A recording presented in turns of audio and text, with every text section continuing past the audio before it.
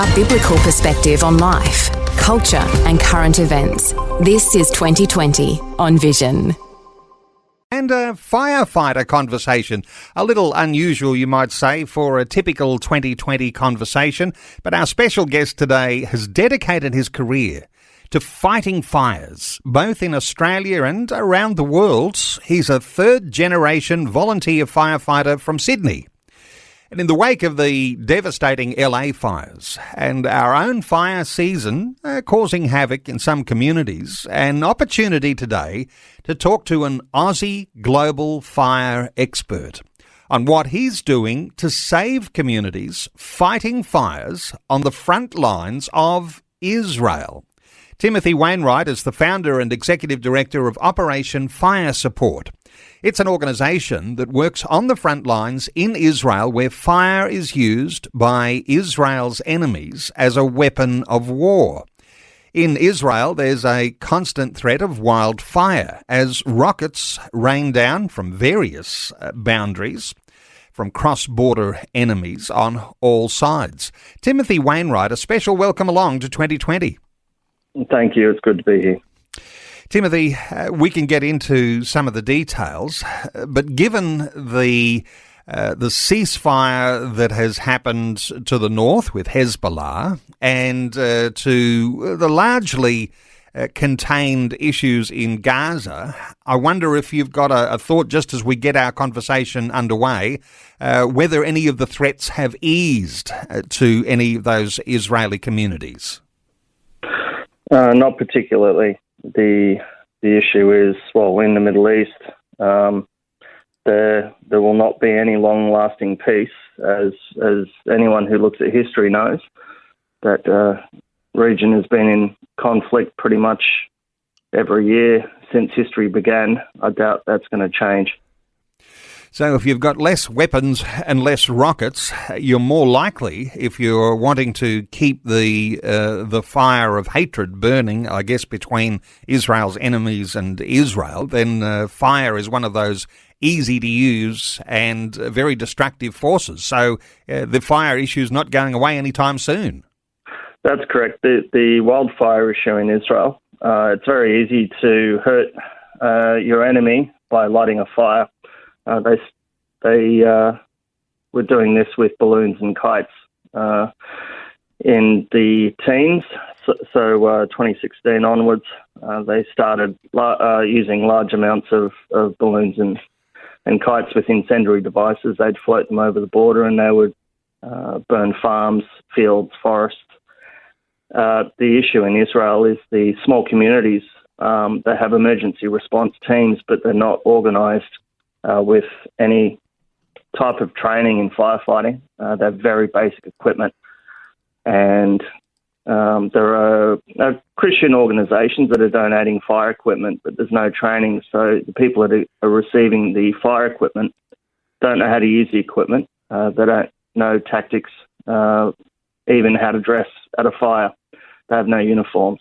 So it's a real problem. And even with ceasefires, periods of peace, there's still wildfires that happen from cigarettes going out a window of a car, a barbecue being left to burn. That's a quite common cause of fires in Israel. They have these little coal-burning barbecues that they leave in parks and they start fires. So even without rockets and incendiary attacks, there's still a major issue with wildfires.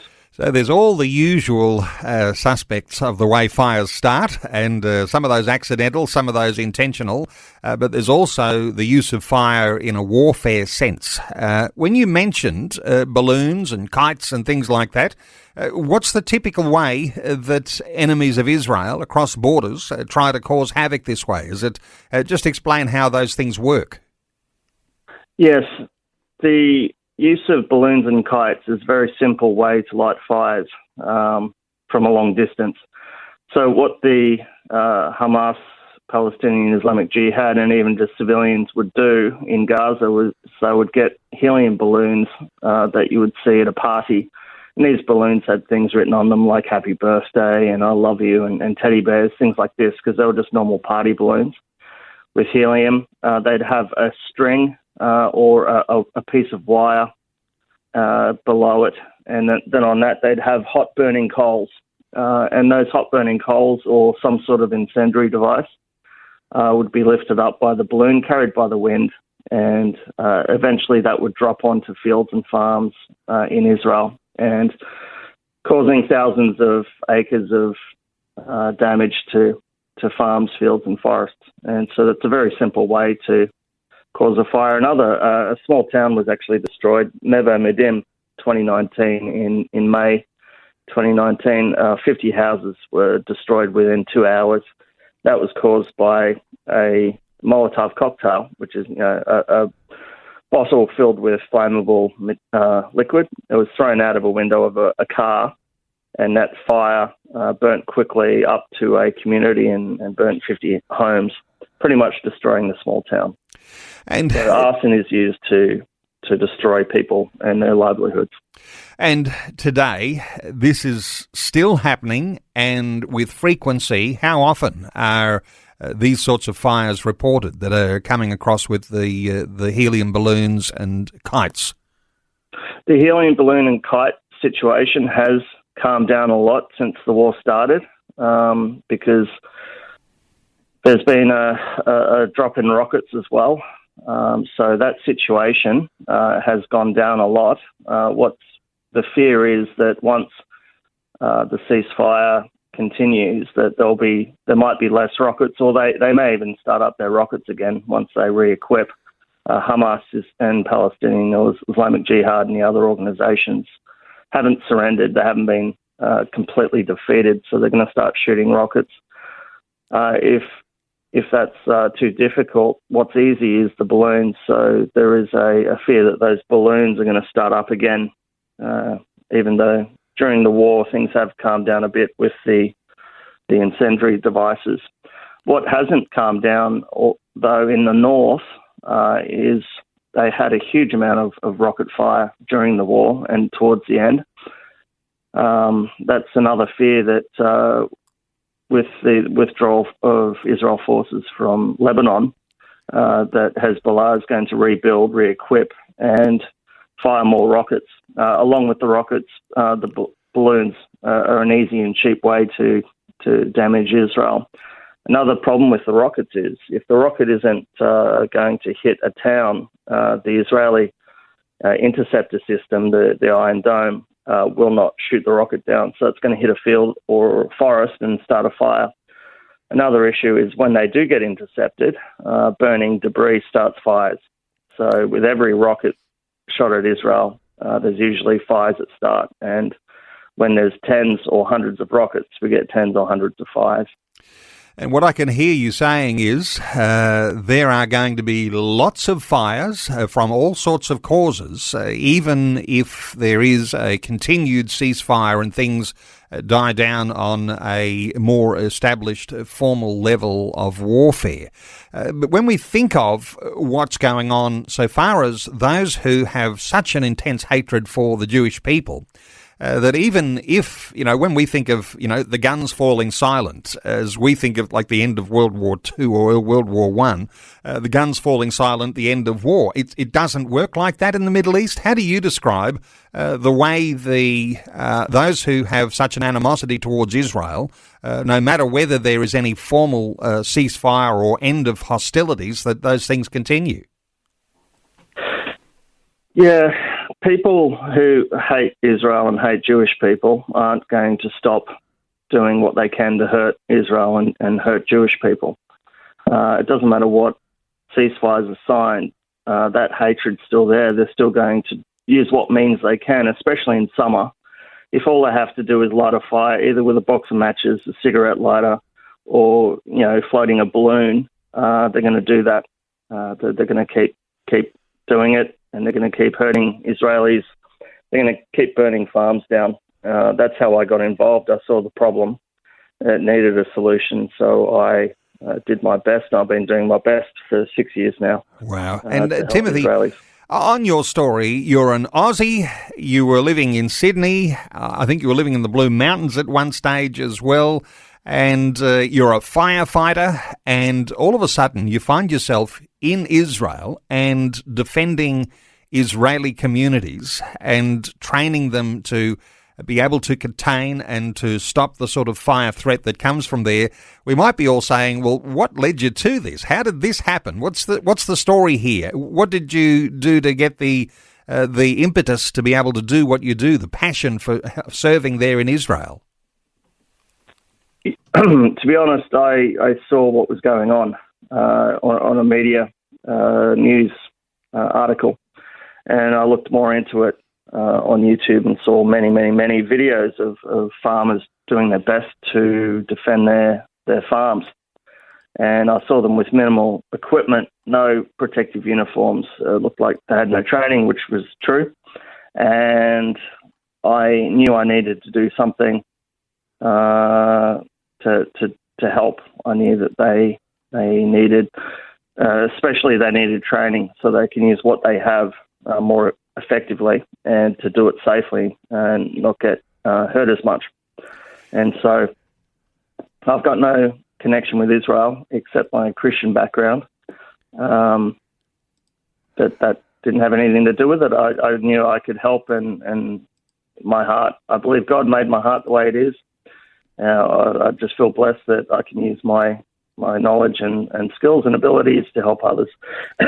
So, yeah, I don't really know what to say more than that. Yeah, as a Christian believer, that motivation that comes and even the sense that God wants you to be in a certain place, we might even call that an appreciation of his calling. Do you think that, given that you're a skilled firefighter, that you're using your skills and able to use those in a missional sense to be able to serve God in Israel and helping communities defend?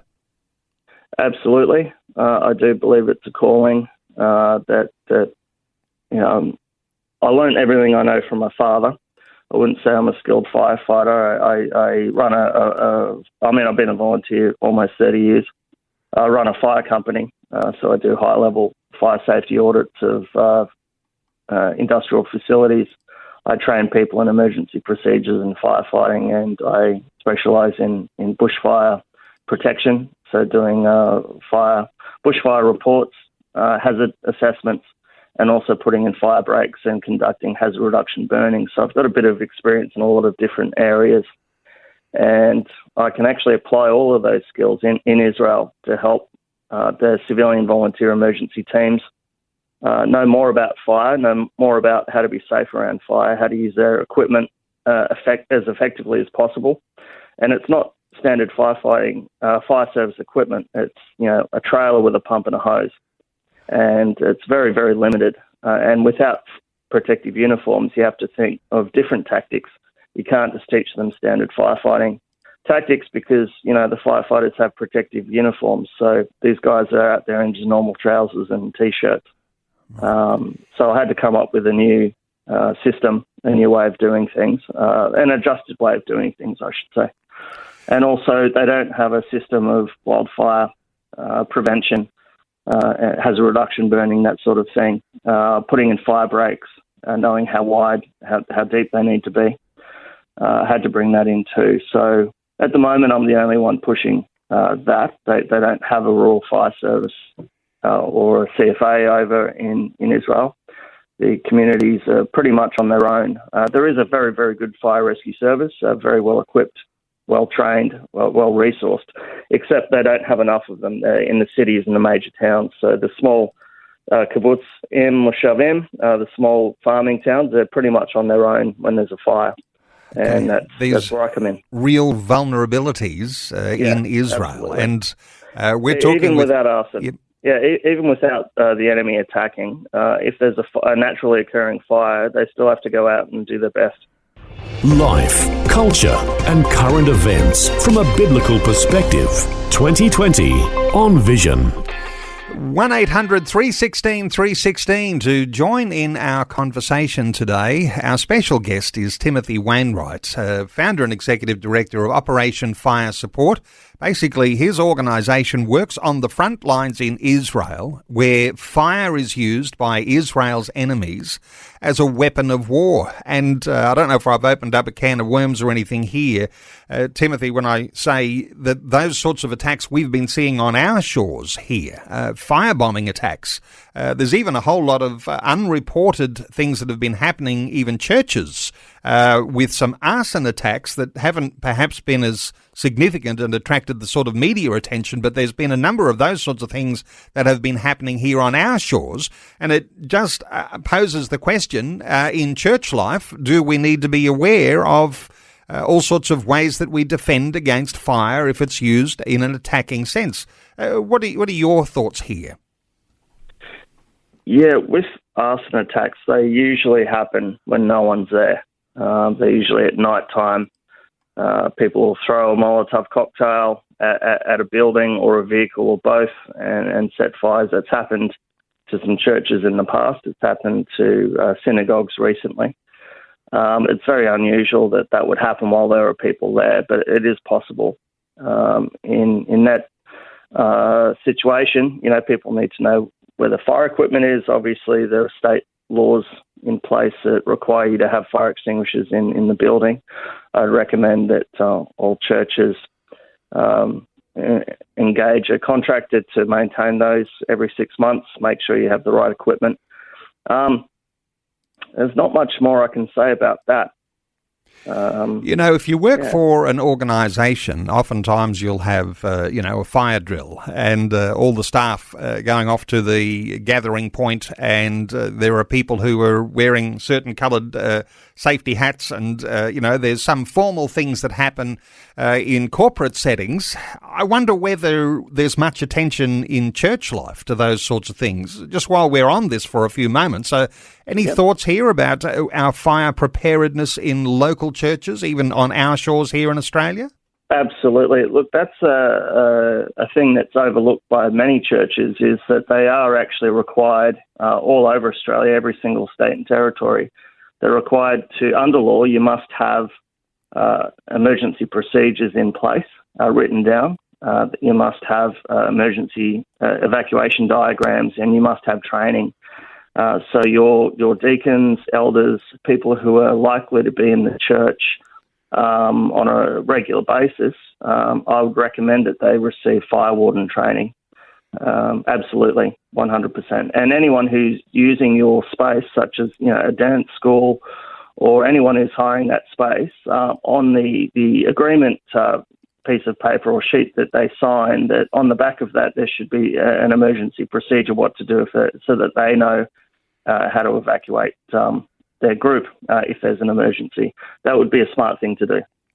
Okay, come back to Israel. This is where you're working on the front lines. Intense fires caused by some of these incendiary devices that are floated across borders into forests and fields and farms. And then the farmers or the people who live in the towns are then out to try and defend their homes, but they have no training at all. From what I pick up from some of the notes that I've read about you, oftentimes people position themselves dangerously in front of a fire. So you have to have your wits about you as to which way the wind is blowing, I imagine. Correct. One of the first training sessions I conducted, I asked them what they did when they responded to fire, and they essentially said they contact each other on telephone, radio. They would take the trailer out in front of the fire, and they would wait for the fire to come to them, try and put it out. And it's very, very dangerous, especially in a field with grass. If the wind picks up, it will just blow right through them. So I was able to give them techniques, tactics on how to approach the fire from the sides, from the rear, put out the fire as you go along the fire, so you've got a safe space behind you if wind conditions change. Never go in front of that fire. Always attack from the rear or the sides. So with the equipment they have, it's difficult. They didn't realise that. Number one. Number two, they need training in how to do that. So that's what I brought. So now they're actually fighting fires a lot more effectively and safely because of the program. Hey, you've had a message from Karen in Slacks Creek in Queensland. She rang through, very emotional, hearing you talk about these things, Timothy, and she remembers that our diggers were called of God to help liberate the land of Israel from the Ottoman Turks, and she feels that you have the same calling of God to help Israel when under attack. She wanted to tell you how proud she is of you. I mean, do you ever think of things in those terms? Oh, absolutely. I'm a keen student of history, and the Australian Light Horse Regiment charged into Beersheba on the 29th or the 31st of October 1917. They attacked Beersheba in a mounted charge. They liberated Beersheba from the Ottoman Turks. They then went on to liberate Jerusalem, and that effectively ended Ottoman Turk rule in the land of Israel. So the Australian presence there in World War One, I like to think I'm connected because I'm Australian too, and I've actually been to the war cemetery in Beersheba many times. Every time I go there, I try to visit, and it's an important connection between Australia and Israel. 84,000 acres of land have burned since the start of 2024, and apparently that's a record high. So these incendiary devices coming across the border, they're doing more damage than ever. Is that the case? Yeah, the majority of those fires are actually from rocket intercepts. So in the north and the south, actually in the south there's a kibbutz called Niram, and it's directly between the city of Sderot in Israel and the city of Gaza. So when the Gazans fire rockets at Sderot, they get intercepted directly above Niram. It's a farming community, and fires get started everywhere. They have a major problem with fire hazards within their community as well. They have lots of eucalyptus trees, and so ground level, mid-level vegetation and fuel amongst the trees as well, right up to houses. It's interesting you say eucalyptus trees because, we think of Australia as being the land of the gum tree, the eucalypt, but there's lots of eucalyptus trees in Israel. Yeah, it is absolutely beautiful. In the south, it reminds me of Victoria country, New South Wales, where you have farming fields and also eucalyptus forests as well. Now, they planted those eucalypts over 100 years ago, to say 150, a long time ago, to drain a lot of swamp areas. There were desert areas and swamp areas that were no good for any kind of agriculture. And so they used the eucalypt trees to soak up a lot of the swampy areas, and because that's what eucalypts do. They love soaking up moisture from the soil, and they did a good job of that. And of course, now they have established eucalypt forest as we do, not as thick as we have over here, but they have patches of eucalypt forest that are the thing though about a eucalypt forest, and I'm thrilled that you're talking about sort of like Aussie landscape in Israel, but they are particularly susceptible to exploding in a bushfire setting, aren't they? They do tend to burn well, and in Israel, because it's a drier climate, they burn very aggressively. The problem is they don't have the hazard reduction burning that we have here, because eucalypts need fire to be healthy. And the Aborigines used to burn regularly, between every 2 to 4 years, 3 years, they would do regular burns to clean the forest floor so they could get around, and so the animals had new grass and plants to eat, and it was a circle of life. And we don't do enough of that in Australia, which is a problem. We've seen that recently. In Israel, they don't have the concept of the prevention burning, the hazard reduction burning. So the eucalypts over there's a lot of material on the ground that doesn't go anywhere, doesn't disappear, because it's twigs and leaves and branches that just build up. So that is a fire hazard, absolutely. Yeah. And of course, I wouldn't say they explode, but they definitely burn very well. That's true. Right. When we're talking about the fire situation, and right now Israel, no doubt still on a very high degree of alertness around enemies on a lot of different sides. Might be some ceasefires going on. That doesn't mean things are peaceful. So there's a degree of alert that's going on. When you've got those able-bodied fighters who are defending the nation on the front lines, it means that civilians are left to mainly fight the fires when they come to their communities. So there's a certain sense in which, some of your best potential firefighters might be taken out of the situation and others are left with looking after home. Is that the way that typically looks? There was a real issue at the beginning. A lot of people went off to do military service, so there was not many people left. There was a lot of evacuations as well. That meant there weren't enough people to defend local areas from fire, and that was a real problem. Okay. Now, one of the challenges, no doubt, is having the right firefighting equipment. And the sort of firefighting equipment I think you're about to tell us that's needed in Israel is much more sophisticated than the sort of equipment that we need here in Australia. What's the difference between the firefighting equipment we might use here and what's needed in Israel? Okay, from a very basic level, they do need something better than a trailer with a water tank and a pump and a hose reel on it. They need proper bushfire trucks like we have in Australia. Now, in addition to that, there's a nuance, you might want to say.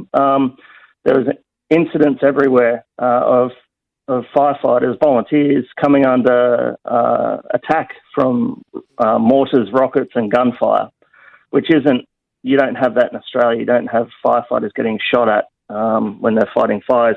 One incident up north along the Lebanese border, a helmet camera caught the moment that a piece of a mortar bomb, it was the head of that mortar bomb because it looked like a big black cricket ball, hit between the firefighter and his fire trailer and kept bouncing down the road. Now, regardless of if it blows up or not, that several kilograms of metal, if that had hit him, even if he was wearing a bulletproof vest and a helmet, it'd take off his arm, his leg, his head.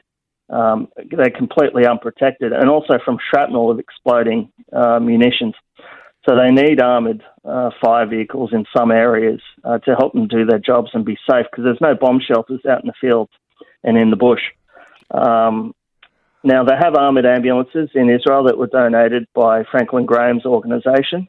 There's over 20 of them in Israel now, but there are no armoured bushfire vehicles. And they do make them in America. Yeah, what does one look like? Paint a picture for us about how an armoured firefighting vehicle looks. Does it look like something that's run off the military hardware production line? Yeah. Yeah, there's essentially an American armoured SWAT vehicle. It just happens to have a water tank, a pump, and it's also got a water cannon attached to the front of it. And that can be used to put out fast-moving grass fires without them having to get out of the vehicle, which is very important because at the moment fast-moving grass fires are a real problem with the equipment they have. Number two, it's armoured, so if they get attacked by missiles or mortars or artillery gunfire, the shrapnel, they won't hurt them, they're protected from that. If they get a missile alert, that they Seva Adom is what it's called in Israel, they have to hit the deck and hope for the best. With this vehicle, they can go inside the vehicle and they're protected from that shrapnel. And they don't cost that much more than an armoured ambulance. So the funding is there for the ambulances, not so much for the fire, because no one's thinking about it. Now, Israel, of course, not as big as Australia, not even as big as any of our states, but it's only small, yet there are only fire trucks and maybe not even the armoured type in the major towns. So there's still a lot of small towns that don't even have their own fire equipment. Is that the case? That is the case. The farming communities are called a kibbutz or a moshav. It's essentially a farming community with a fence around it. And these places will probably have a trailer with a water tank, a fire pump and a fire hose reel on it. and that's it. And they have these beaters. The beaters are essentially a long-handled tool with a rubber flap on the end, and they hit the fire to try to snuff it out. Now, when you have a large fire, you can't really use that very effectively, if at all. But that's what they have. Now, the cities and the major towns do have the fire rescue service, and there are some volunteer fire rescue stations. But let's compare it to New South Wales' population of close to 8.5 million. Israel has a population of about 9.5 million, so comparable. We have over 6,000 professional firefighters, I believe, and we have up to 70,000 volunteers. In Israel, they have around 2,000 professional firefighters and around 3,000 volunteers. So the numbers are really low compared to the same number of population as we have in New South Wales. So they have a lot less people and a lot less equipment to cover lots of areas, which means the small communities don't usually get the support they need. And that's why they all need to have their own fire shed and bushfire brigade, essentially. People and equipment, you're there on the ground and doing training for these Israeli towns and communities to be able to defend against attack by fire.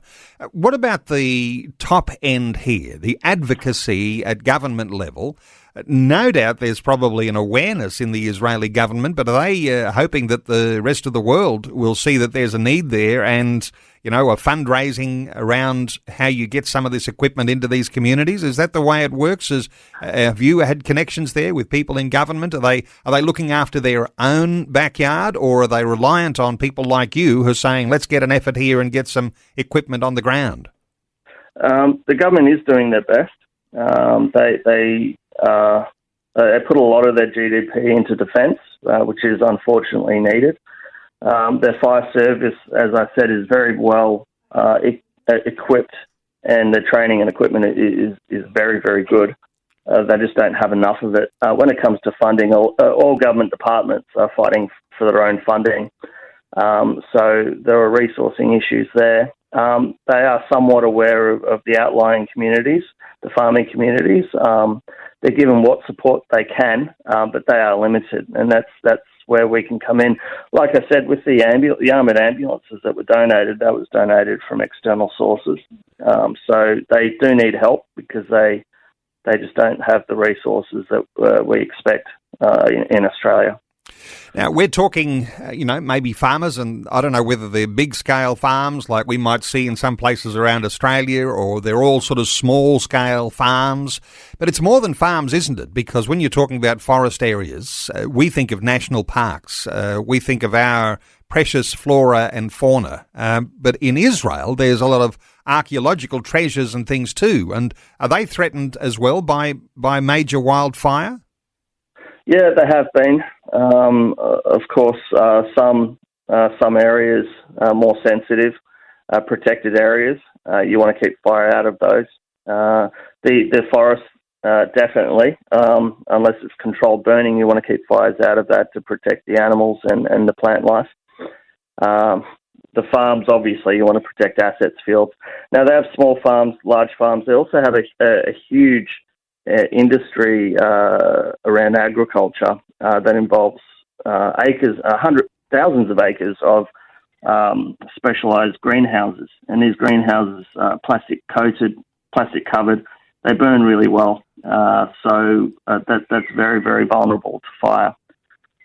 So they have an interest in protecting their nature and their farms and their communities from fire. When we talk about the way we treat the land, the preparation for a bushfire season, the sorts of things that, we even have controversy around those from time to time here in Australia, don't we? But the sorts of things that you do in preparing, backburning and preparation for a fire season, are those sorts of things a part of the thinking of the people in Israel? Not so much. It's a new concept. That the Fire Rescue Service are very keen to explore that concept of community wildfire prevention and protection. They're looking into establishing fire-wise principles for communities so people can clear hazards around their homes, keep vegetation off their roofs, putting in less flammable gardens, and reducing fire hazards around homes, as well as looking at the periphery, the wildland-urban interface, which is where the bush meets the community, and looking at the fire breaks. Are they adequate? Do they need to be widened? Do they also need to thin out a strip of the forest?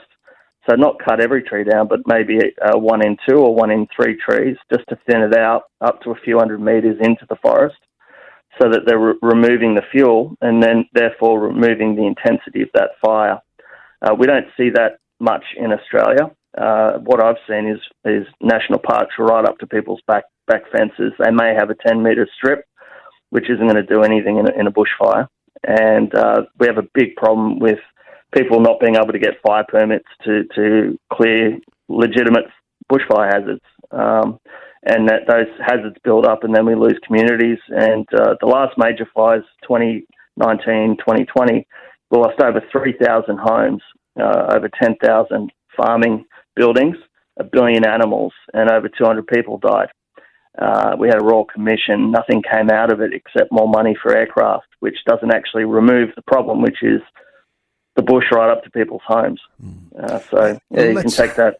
Let's talk money for a few moments here, because you've got a partnership happening with the Jewish National Fund, and you are looking to be able to enhance the opportunity you have there for training and equipment in those Jewish communities in Israel, defending themselves.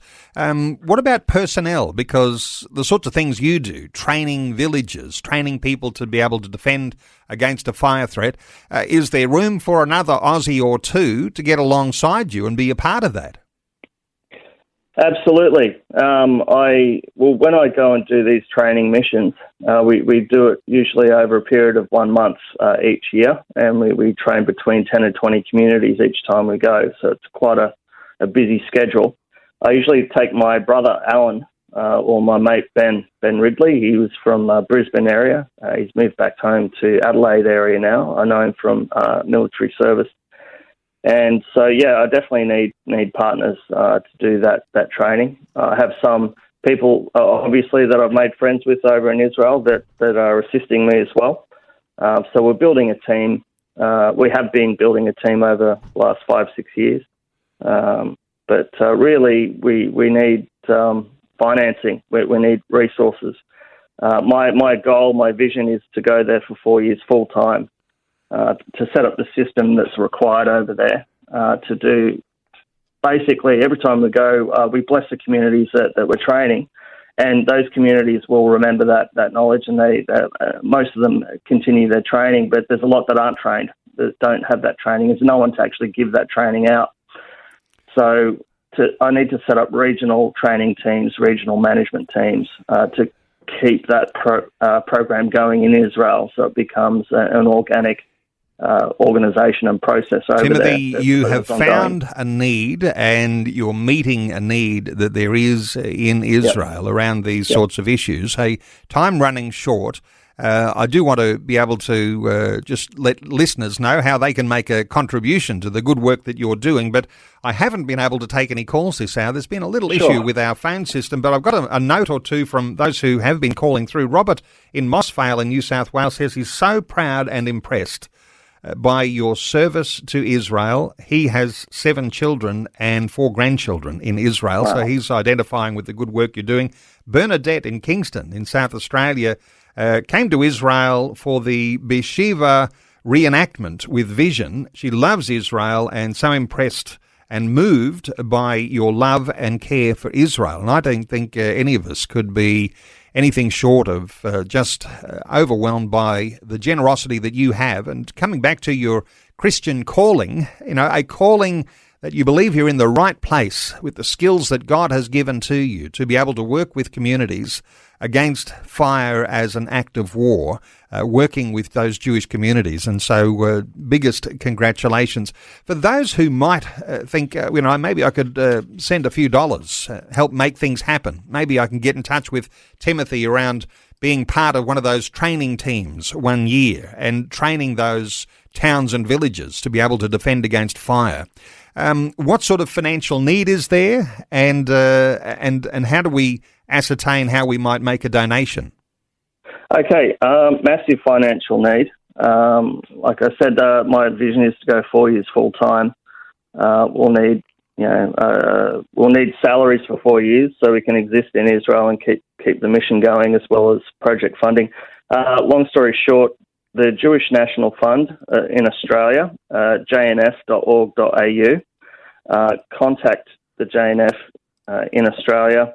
They'll tell you how to make a donation, because every dollar donated will actually get increased by 25% by KKL in Israel, which is the JNF in Israel.